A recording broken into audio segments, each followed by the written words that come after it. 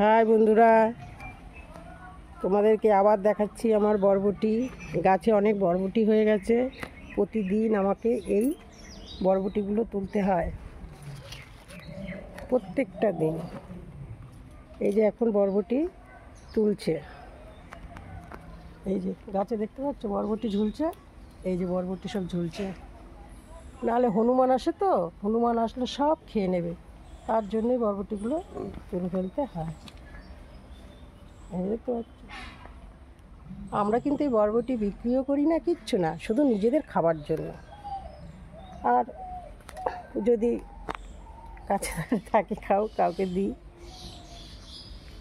তোমরা যদি কাছাকাছি থাকতে তাও তোমাদেরকে একটু দিতে পারতাম, এটাই আফসোস। এই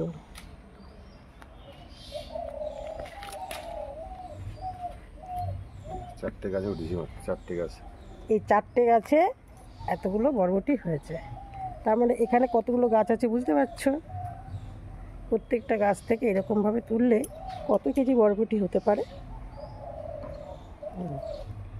আমার বরের খুব শখ এই গাছ লাগানো, সবজি হবে, ফুল গাছ, সবজি গাছ, সব কিছু ও লাগায়। আমার বর একজন রিটায়ারমেন্ট, ও গত মাসে রিটায়ার হয়েছে। ও একজন এসআই। তাই কী করবে, বাড়িতে এসে এখন এগুলো দেখাশোনা করছে। আর সবজি হচ্ছে, আমরাও খেতে পাচ্ছি টাটকা টাটকা সবজি।